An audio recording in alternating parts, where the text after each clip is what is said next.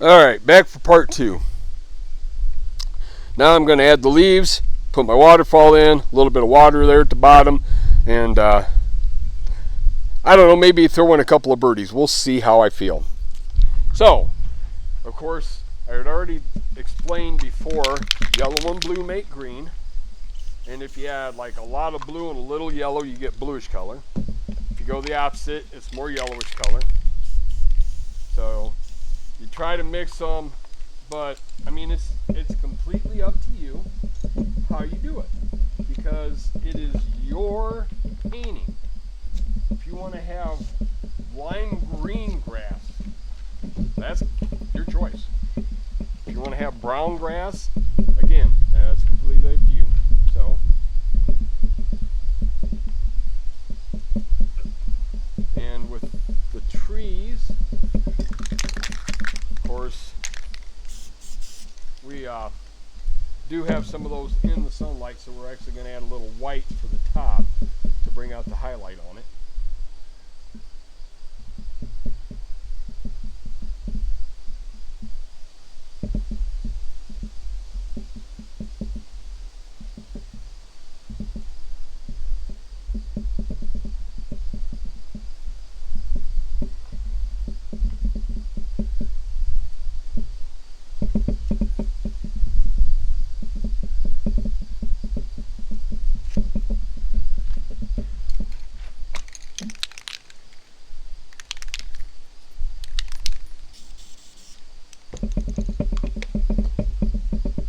Now I'm going to switch out the yellow I've been using and actually put in a lighter green, a lime greenish color, and mix that with the blue.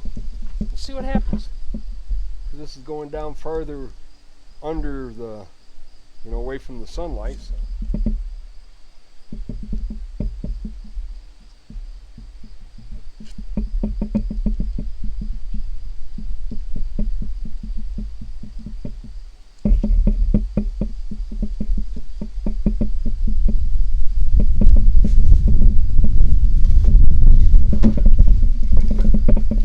Picking up again.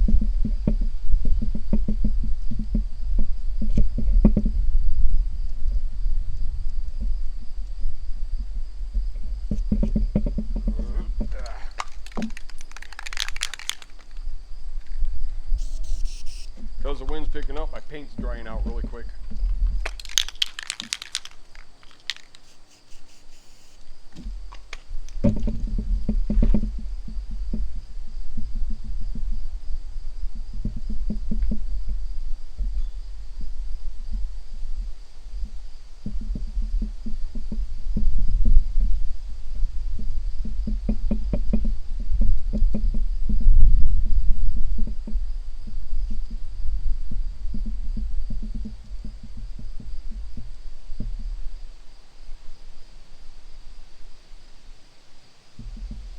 Alright, what I did is I switched out my blue as well to a very light blue, and you can actually layer that right on top of what you've been doing to create that 3D effect of different colors in the tree, different colors of leaves, to make it look a little more real.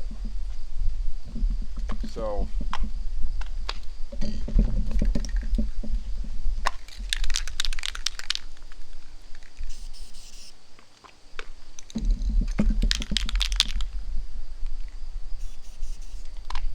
dun, dun, dun. All right, almost through with this part. Just adding a few more highlights in here.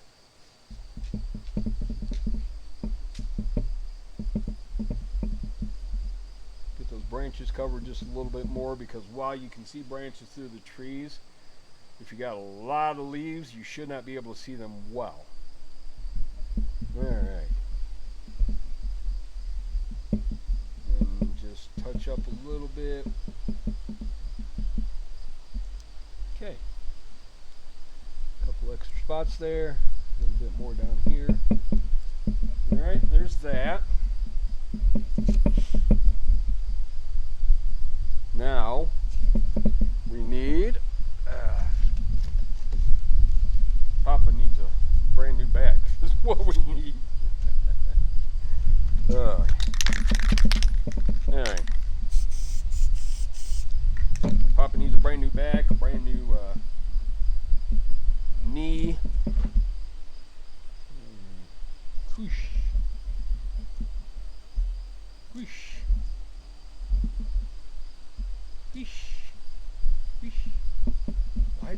want to go there. Weesh. Oh, I know why it doesn't want to go there. There's a rock. At least that's what I'm going to say. It's a rock. Alright, so there's a waterfall with the different colors in it. That is going to be a rock, so I am going to outline that just a little bit.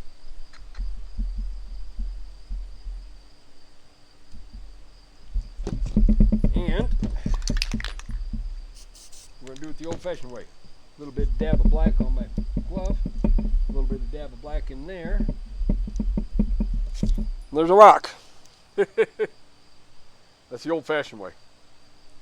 Now we need, well, I'll just use this because we need some splashage. So we need a little bit of foam where that's coming off. But I want white, not black. That was almost bad. So there we go. And then spray just at the edge of this because you want the oversplash effect. You don't want straight down. And then at the bottom, you turn it around and do it this way. And start at the bottom and just kind of work your way up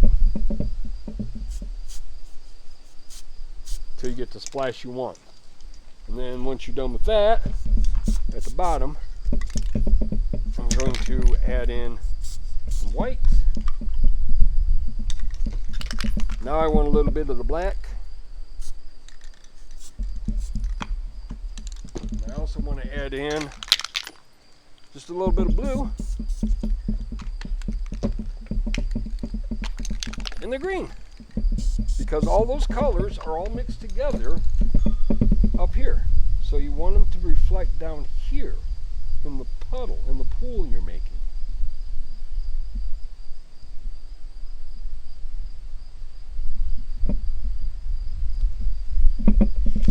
Then, bang.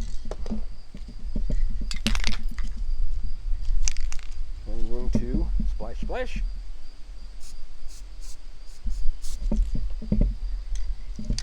And then, using the same piece, I'm just going to add in a little bit of a ripple effect. And finally, I think my white's running out.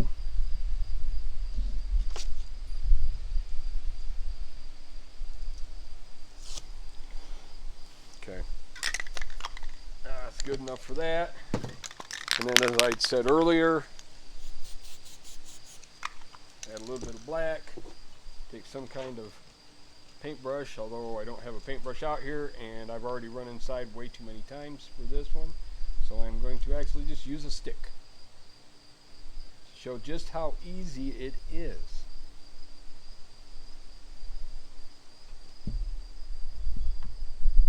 And how you can use anything you've got on hand.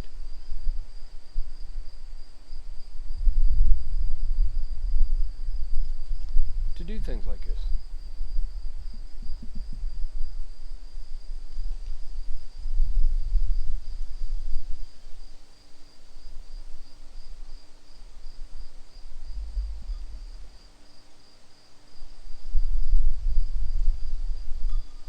I think my black's going away. Close enough. Anyway, so, like I said, you can use anything you've got on hand to do things like putting a bird in there, or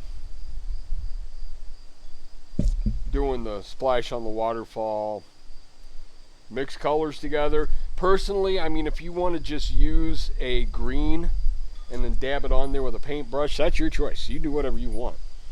I like the way the mixed colors look and how it brings out different colors while you're doing it. So you don't have just one solid static green color that you're dabbing on. You have a variety of colors.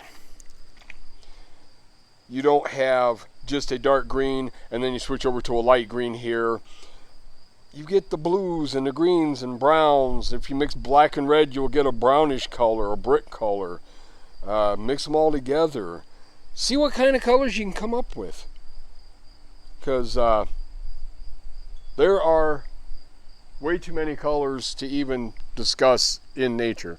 Right now I'm looking at a tree in our backyard, and there's a green leaf with red tips, and right next to it is a solid green leaf, and then just up a little bit farther are lighter green leaves, and this is all on one branch.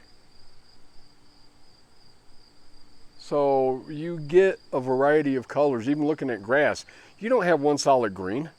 You've got a green, then you got a light green, then you got some brown where the sun, you know, and we haven't had rain for a little while, so the sun's baking it. And mixing the colors brings that out. Even when you spray the colors mixed together, I sprayed like 3 different colors into that sky. And while you can't look at it and say, oh, there's the different colors, them mixed together makes it look better. Anyway, so there's my rant for mixing colors, but your paintings, you do it the way you want. So the final thing we've got to do for this little bad boy is spray it all down with clear coat, of course.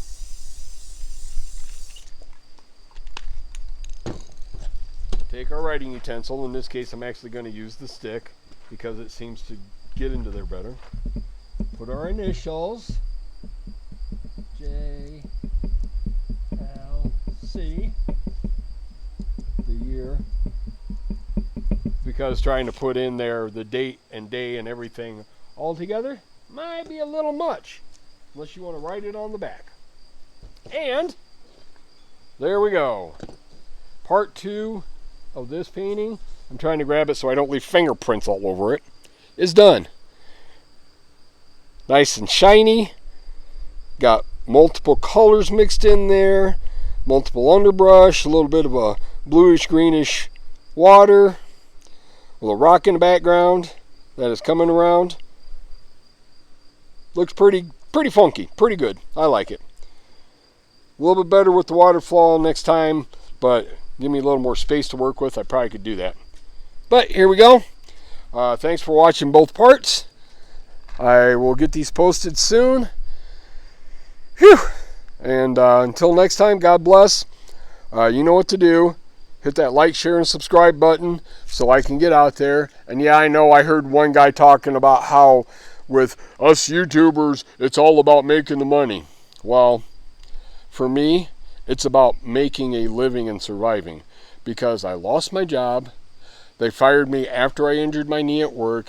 I talked to a lawyer. The lawyer said while I might have a case, he wasn't going to take it because there wasn't a good enough chance to win, which tells me that my case is not over 50% winnable.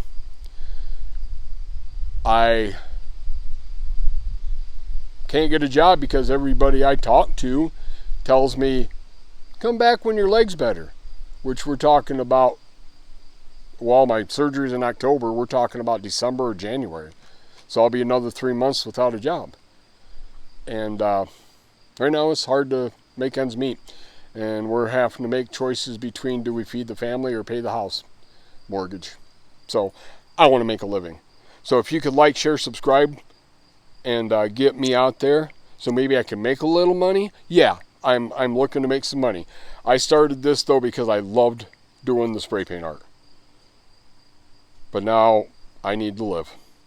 So sorry for giving you that rant, laying it down on you. I'm sure that of the 300 people that watch this video, 5 might hear it, because the rest are going to look at the beginning of it and go, oh, and then leave. That's the way it normally happens. So anyway, for those of you who stuck around and listened to the end, thanks. God loves you. God bless. We'll talk to you later.